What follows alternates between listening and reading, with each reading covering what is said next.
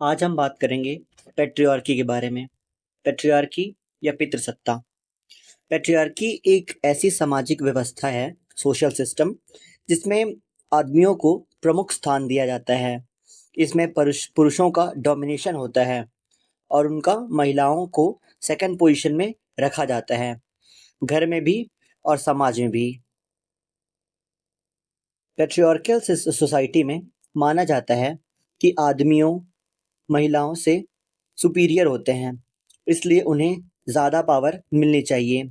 महिलाओं से यह उम्मीद होती है कि वो घर के काम संभालें, पुरुषों का काम पुरुषों की आज्ञा का पालन करें और अपनी पहचान किसी आदमी, जैसे कि हमारे सोसाइटी में बोल देते हैं कि किसी का किसी की पत्नी है, वो उसके पिता वो हैं या फिर उसके बेटा वो हैं, इसके रूप में बनाएँ।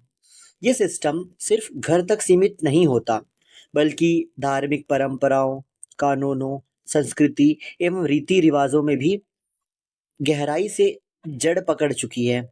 इसी वजह से इसे तोड़ना मुश्किल होता है। पैट्रियार्की सिर्फ महिलाओं को नहीं, आदमियों को भी नुकसान पहुंचाता है, क्योंकि उनसे भी एक फिक्स्ड रोल निभाने की उम्मीद की जाती है, जैसे हमेशा स्ट्रांग रहना, इमोशंस ना दिखाना या हर डिसीजन लेना। यह पुरुषों से उम्मीद की जाती है। इस सिस्टम की वजह से समाज में जेंडर इनइक्वालिटी, डिस्क्रिमिनेशन और फ्रीडम की कमी देखने मिलती है। खासकर महिलाओं और जेंडर को माइनॉरिटी के लिए ये बहुत इफ़ेक्ट करता है।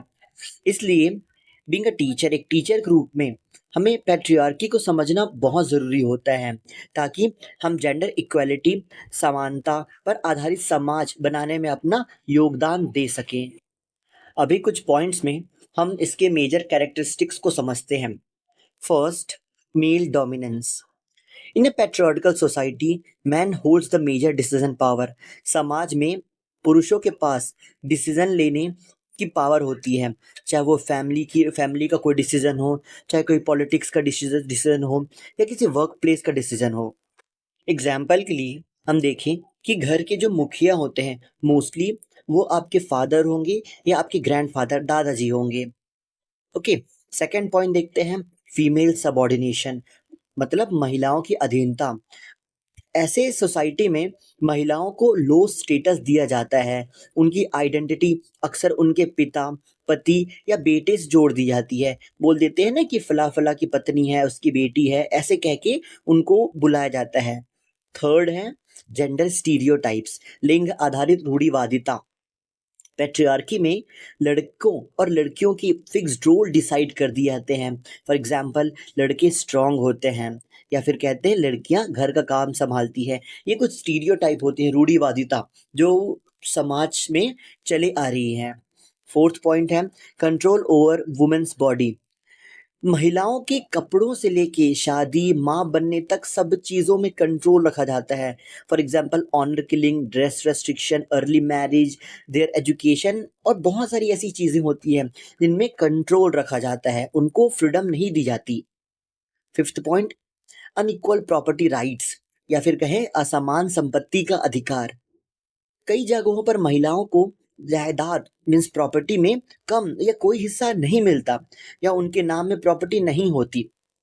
मोस्टली सोसाइटी में लड़कों को ही प्रॉपर्टी दी जाती है। फादर जो होते हैं, अब उनके ग्रैंडफादर होते हैं, वो लड़कों को, बॉयज़ को, मेल को ही प्रॉपर्टी इनहेरिट करते हैं, दे ट्रांसफ़र करते हैं। सिक्स्थ, लैक ऑफ रिप्रेजेंटेशन, प्रतिनिधित्व की कमी। पॉलिटिक्स में, बिजनेस में, डिसीजन मेकिंग फील्ड में महिलाओं का पार्टिसिपेशन बहुत कम होता है। फॉर एग्जांपल कि हम देखिए, पार्लियामेंट में ही वुमेन्स का परसेंटेज जो है वो अभी भी इन प्रेजेंट बहुत कम है। सेवन्थ पॉइंट बात करें रिलीजियस एंड कल्चरल जस्टिफिकेशन की, मतलब धार्मिक और सांस्कृतिक समर्थन। कई धार्मिक और पारंपरिक विचार पैट्रियार्की को सपोर्ट करता है, जैसे पति परमेश्वर होता है एक्सेट्रा। ऐसे कॉन्सेप्ट वुमेन की फ्रीडम को रेस्ट्रिक्ट करता है हमारी सोसाइटी में। Eighth point, violence against women, महिलाओं के खिलाफ हिंसा। ऐसी कॉन्सेप्ट, ऐसी अवधारणा, domestic violence, dowry, death, harassment, domestic violence, इन सबको बढ़ावा देता है। ये सब पैट्रियार्कल सिस्टम के निगेटिव आउटकम्स हैं। इन कंक्लूजन बात करें तो पैट्रियार्की एक ऐसा सिस्टम है जो समाज में जेंडर इनइक्वालिटी को बनाए रखता है।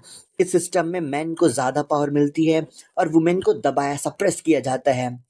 एज अ फ्यूचर टीचर ये हमें इस सिस्टम को समझना और स्टूडेंट में जेंडर इक्वालिटी के रिस्पेक्ट की सोच को डेवलप करना पड़ेगा। तभी आप एक अच्छे टीचर की क्वालिटी को